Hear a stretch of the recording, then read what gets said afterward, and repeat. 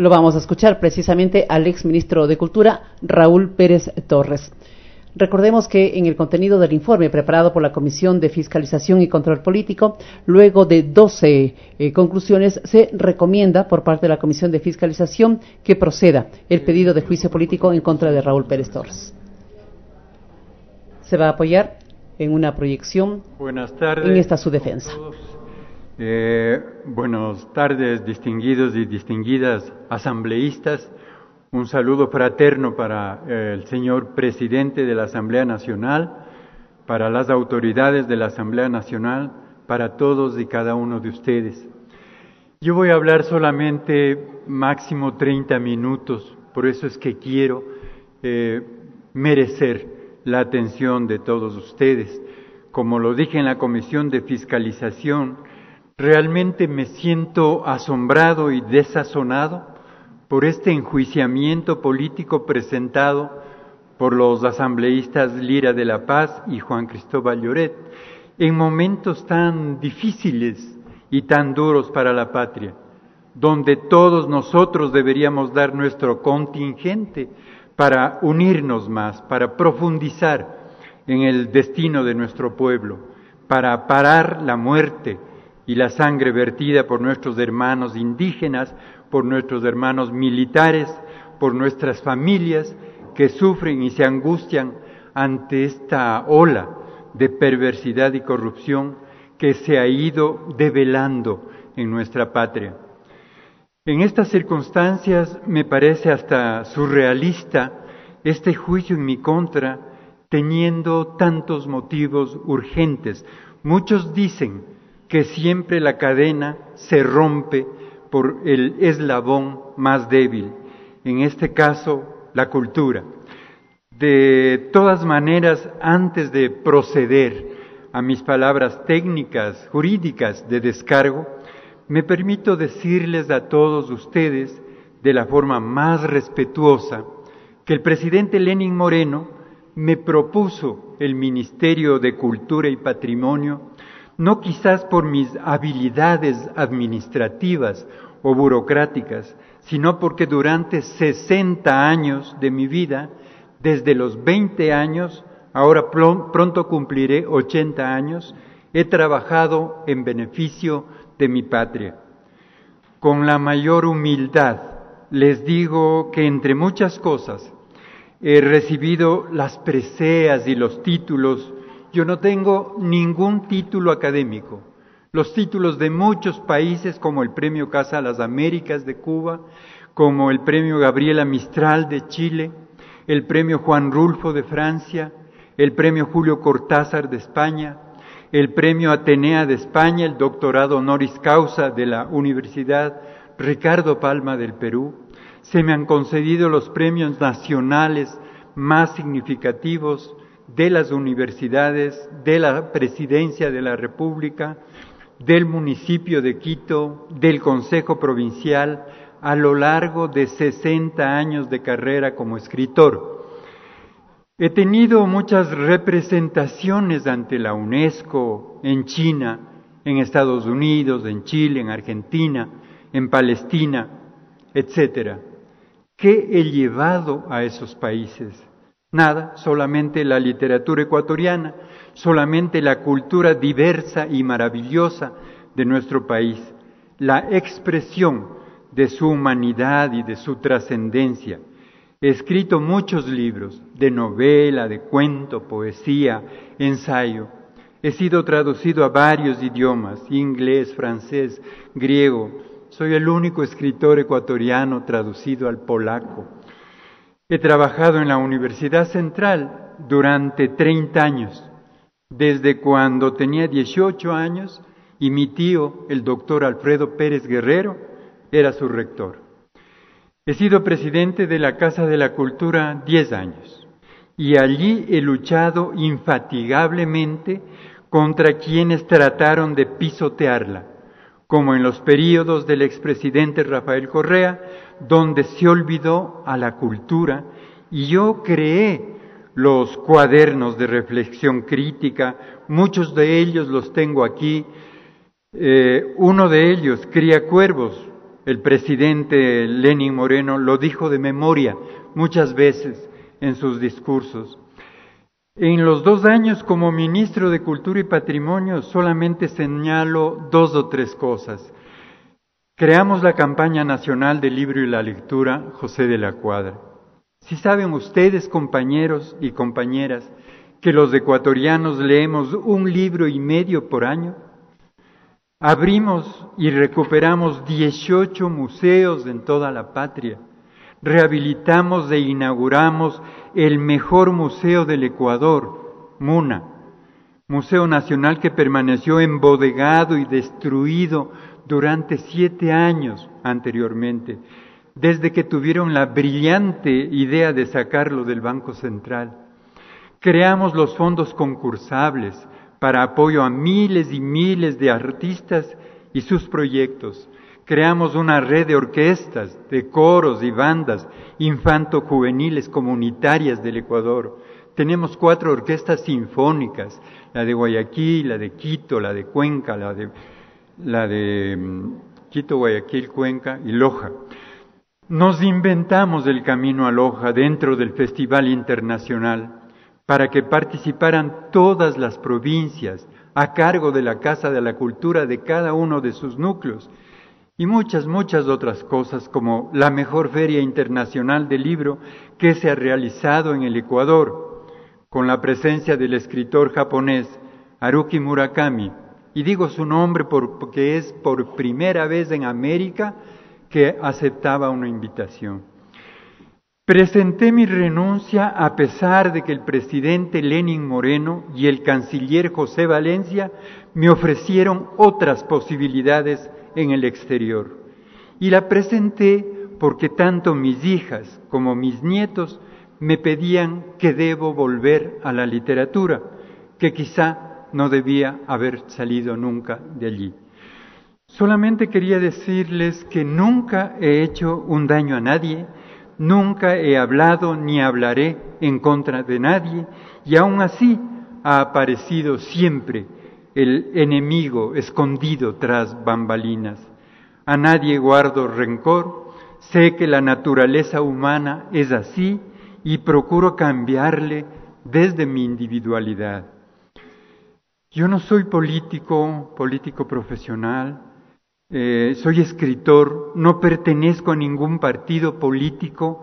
Me han dicho que este es un juicio político y que antes debía hablar con cada uno de ustedes para solicitar su voto, pero no he querido hacerlo porque eso sería no confiar en el sentido de honorabilidad y equidad de ustedes, los representantes de la patria. En cuanto a lo que se me acusa, compañeros y compañeras, debo decirles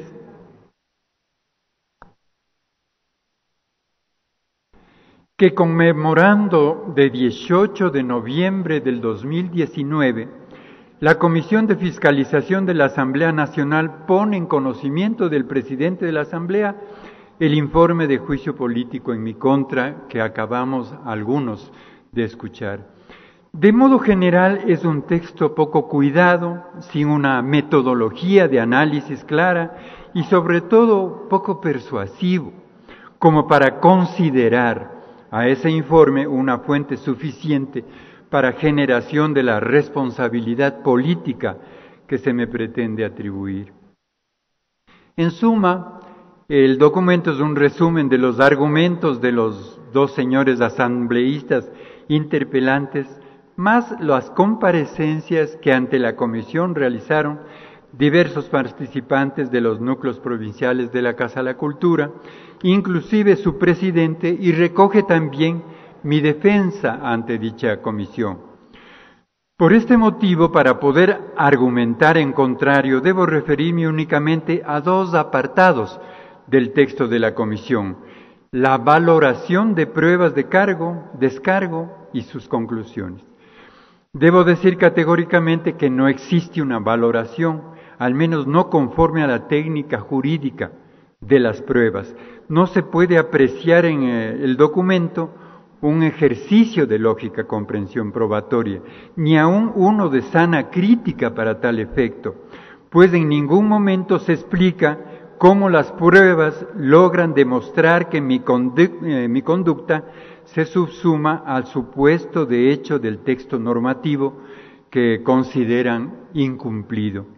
Simplemente existe una descripción de los elementos probatorios y luego, sin un nexo causal fáctico que los conecte, se expone una conclusión que no se compadece con las premisas descriptivas y que conllevan a una supuesta determinación de incumplimiento de mis funciones, sin que exista, insisto, al menos cognitivamente un ejercicio lógico racional que cree dicha consecuencia.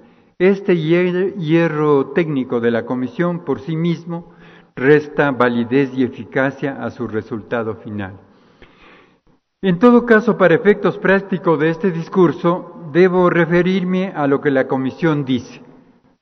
Comillas, de acuerdo a documentos citados, se configuraría la causal de incumplimiento de funciones del exministro de Cultura y Patrimonio por cuanto se demuestra que no cumplió con su obligación de que se aplique la Ley de Cultura en su artículo 167 y con la que dispone el reglamento de aplicación de la misma, en su artículo 140. El análisis de la Comisión establece que el argumento de que se produjo una antinomia jurídica no constituye prueba de descargo ante el no cumplimiento del artículo 140 del reglamento de aplicación general a la Ley de Cultura, porque de acuerdo a la pirámide de Kelsen, dice, reglamento a la ley, expedido por la Presidencia de la República al amparo de las atribuciones que el artículo 167 de la Constitución le otorga, estaría sobre lo que dispone un acuerdo ministerial. Es decir, no son dos normas de igual jerarquía y por lo mismo se debió aplicar de forma obligatoria lo que dispone el artículo 140 del reglamento expedido por la Presidencia de la República. Realmente agradezco sinceramente a la Comisión que su análisis se oriente hacia ese sentido. El artículo 167 de la Ley Orgánica de Cultura tiene el siguiente texto: de la distribución, con el objeto de que los núcleos provinciales de la Casa de la Cultura Ecuatoriana Benjamín Carrión cumplan su finalidad, los recursos asignados anualmente por el ente encargado de las finanzas públicas a favor de estos se distribuirán conforme a las siguientes variables: importancia demográfica de la provincia, infraestructura, eficiencia administrativa, calidad de la gestión, la que comprenderá acceso, participación, interculturalidad, fomento, circulación, educación, entre otros. El ente rector de la cultura y el patrimonio establecerá, dice, los criterios de evaluación y definirá la fórmula de distribución de los recursos en base a las variables descritas en esta ley, regida bajo los principios de justicia, equidad y corrección de las asimetrías. Varios supuestos de hecho se contemplan en el enunciado que vale la pena analizar. Primero, el texto señala variables que deben guiar la distribución anual de los recursos de los núcleos provinciales de la Casa de la Cultura. Y a su vez indica el sujeto destinatario de la obligación de asignación, es decir, el ente encargado de las finanzas públicas. El exministro de Cultura, Raúl Pérez Torres, en uso de la palabra en este juicio político que se cumple en contra de él. Distribución de recursos.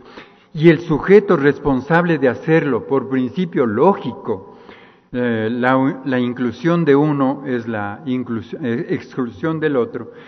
El Ministerio de Cultura y Patrimonio no puede ser el sujeto destinatario del supuesto de hecho que genera una obligación respecto de la asignación, en tanto el propio texto normativo implícitamente lo excluye al señalar al sujeto que incluye el Ministerio de Finanzas. El Ministerio de Cultura y Patrimonio no asigna los recursos ni tampoco los distribuye. La distribución lo realiza el asignador de acuerdo con las variables establecidas en la ley.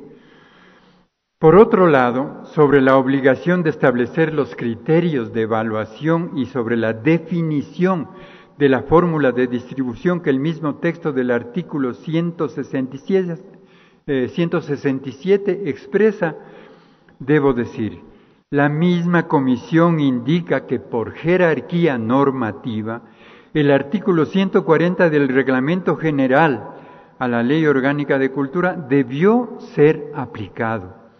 En esta línea, el artículo 140 define las fórmulas de distribución de los recursos de la Casa de la Cultura, lo que deriva en que si la Comisión considera que el artículo 140 debió ser aplicado, entonces no hacía falta una definición de la fórmula, por cuanto el texto normativo de dicho artículo ya contiene la fórmula, lo que conlleva a que no pude incurrir en un incumplimiento de algo que ya se cumplió, definir la fórmula de distribución.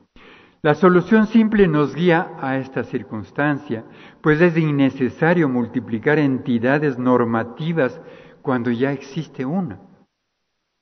Queda claro entonces que no puedo tener responsabilidad por inacción u omisión, pues la aplicación del artículo 140 al reglamento, en línea con el razonamiento de la Comisión, deriva en la aceptación de la existencia anterior de una fórmula que en su aplicación no debe ser creada a posteriori.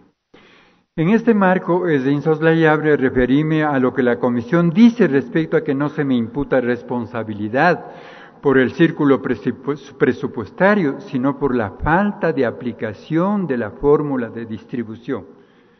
Para razonar sobre aquello es necesario volver a los textos de los artículos 167 de la Ley Orgánica de Cultura, 140 de su Reglamento General. El enunciado normativo del artículo 167 claramente indica que la entidad competente para la asignación de recursos es el Ministerio Rector de las Finanzas Públicas, es decir, el Ministerio de Finanzas.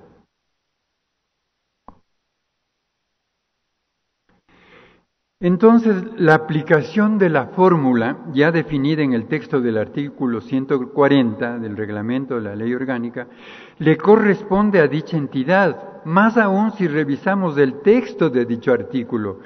En toda su redacción, el artículo habla de asignación. Asignación básica, asignación según la población, asignación por participación en el RUAC, asignación por autogestión, asignación por tipo de funcionarios.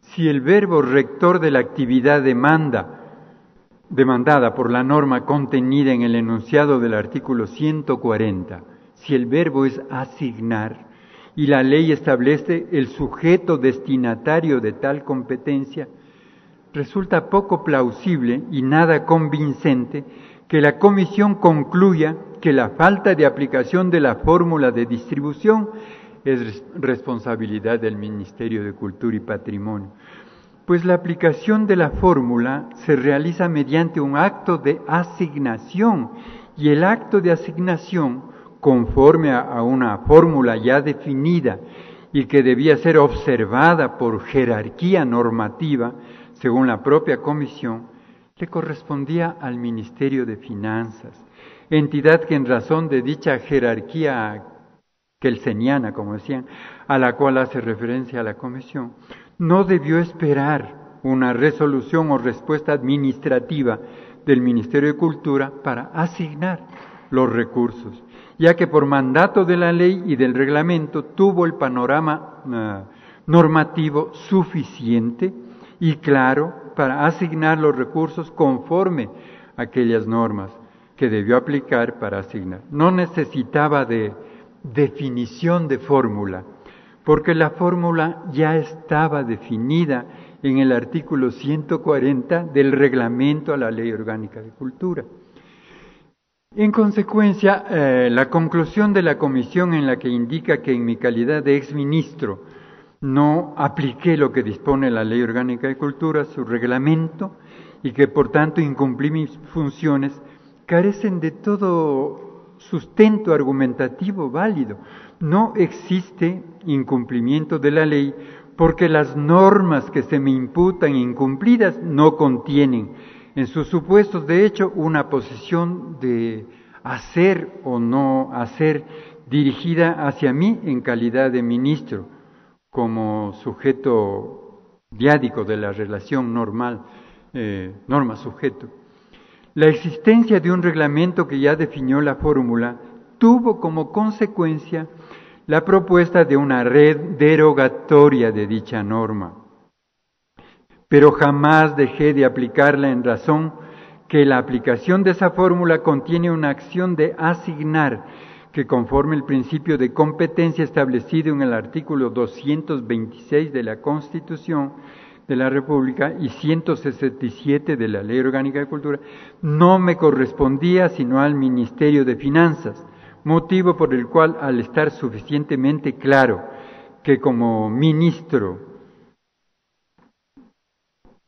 no he incumplido ninguna norma de ordenamiento jurídico que me sea exigible y que al contrario, en mi calidad de titular del ente rector de la cultura, cuidé celosa y activamente los beneficios de todos los actores del Sistema Nacional de Cultura. Es de justicia y de razón que ustedes, en calidad de asambleístas, rechacen el infundado juicio político en mi contra.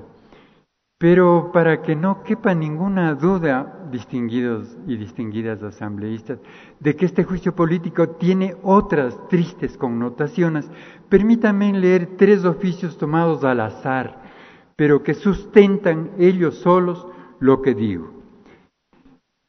Hay un oficio del Ministerio de Economía y Finanzas, firmado por el ingeniero Víctor Rubén Tobar Horna, director nacional de egresos permanentes, dirigido al presidente de la Casa de la Cultura, Néstor Camilo Restrepo Guzmán. Leo partes pertinentes.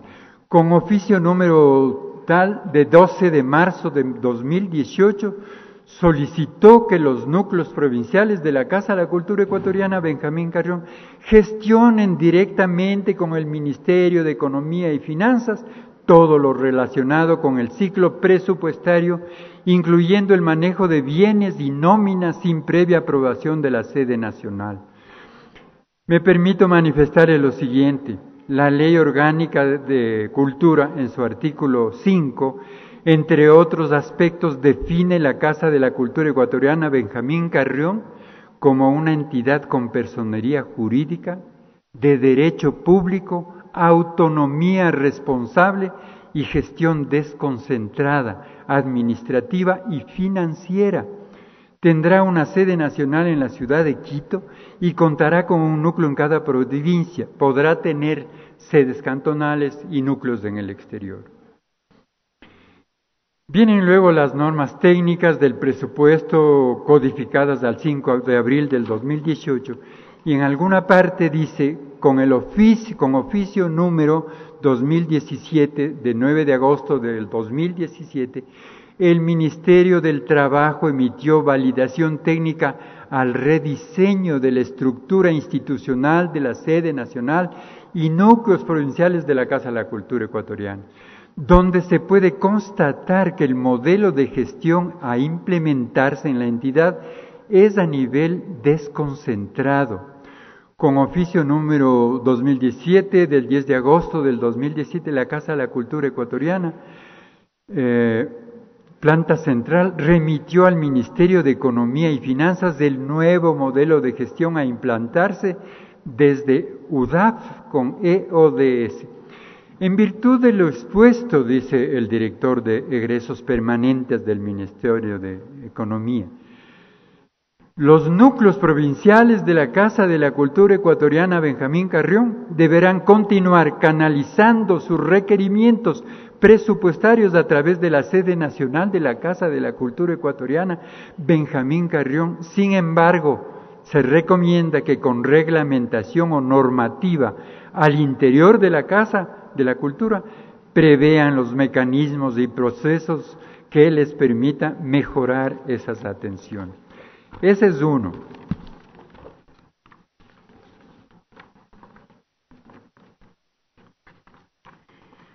Otro dirigido al licenciado Camilo Restrepo por la dirección financiera, que dice, a continuación se dignará encontrar en forma resumida la base legal, procedimientos de aplicación de la norma para la aprobación de los presupuestos de las direcciones de los núcleos provinciales a partir del 2018.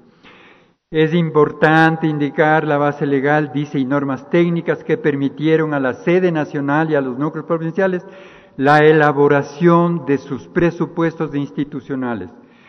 El artículo 151 de la Ley Orgánica de Cultura señala, de naturaleza jurídica, la Casa de la Cultura Benjamín Carrión es una entidad con personería jurídica de derecho público, autonomía responsable y gestión desconcentrada, administrativa y financiera. La Casa de la Cultura tendrá su sede nacional en la ciudad de Quito y contará con un núcleo en cada provincia. Con fundamento en esta norma se establece un nuevo modelo de gestión financiera que crea una unidad de administración financiera, UDAF, que es la sede nacional, y 24 entidades operativas desconcentradas, que corresponde a cada uno de los núcleos provinciales. En este oficio, vienen luego las normas técnicas y finalmente dice, con estos señalamientos legales y normativos se colige meridianamente que el ente rector de las finanzas públicas canaliza todos los pedidos que tiene que ver con reformas o modificaciones a las etapas del ciclo presupuestario de las EODs para tal efecto. La dirección financiera de la sede centraliza, organiza, analiza los requerimientos para posteriormente remitir el documento consolidado vía herramienta ESIGEP para conocimiento, revisión y aprobación del Ministerio de Finanzas. Leería la última, que es dirigida a mí, firmada por el señor Jorge Ramiro Almeida Revelo, presidente nacional de la Casa de la Cultura Ecuatoriana, Benjamín Carrión. En respuesta al requerimiento de información acerca de los modos operando para la aprobación del presupuesto de los núcleos provinciales y la sede nacional de la Casa de la Cultura Ecuatoriana, me permito mencionar lo siguiente, dice. Cada uno de los núcleos provinciales, así como la sede nacional de la Casa de la Cultura, cargan individualmente sus proformas presupuestarias en el sistema ESIGEB, mediante las directrices emitidas por el Ministerio de Finanzas y que son de total conocimiento público y publicadas en la marquesina del sistema ESIGEB. Dichas proformas presupuestarias son analizadas por el Ministerio de Finanzas, quien es el encargado de asignar el presupuesto final a cada uno de los núcleos provinciales y a la sede nacional de la Casa de la Cultura Ecuatoriana. Creo que es suficiente con decirles aquello.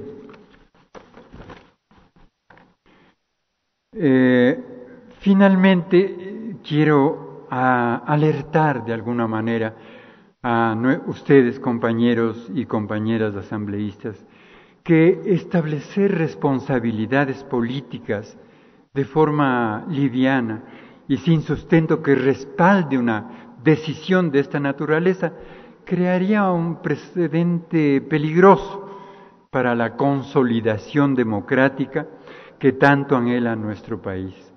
Un juicio político que busque atribuir incumplimiento de funciones a un funcionario basados en una norma tan amplia como por ejemplo aquello que indica que como ministro debía cumplir las demás funciones establecidas en la ley y el reglamento, o inclusive alegar el incumplimiento de una norma constitucional dirigida a todo el Estado y a todo un sistema, tratando de singularizar la responsabilidad de un solo funcionario, crea un escenario de incertidumbre, ingobernabilidad en el futuro.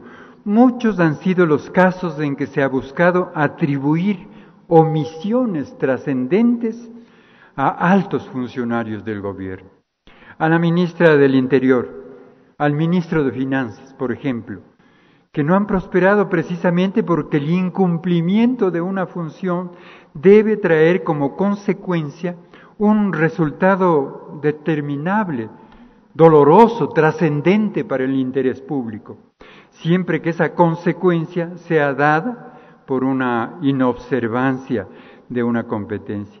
En este caso está por demás claro que como ministro de Cultura y Patrimonio no era responsable de asignar los recursos de la Casa de la Cultura Ecuatoriana y por lo tanto, más allá del control político que se quiera ejercer, cuyo corolario además sería inocuo, en tanto ya no se me puede destituir de un cargo que ya no ostento, se debe priorizar un autocontrol ético de su ejercicio de fiscalización.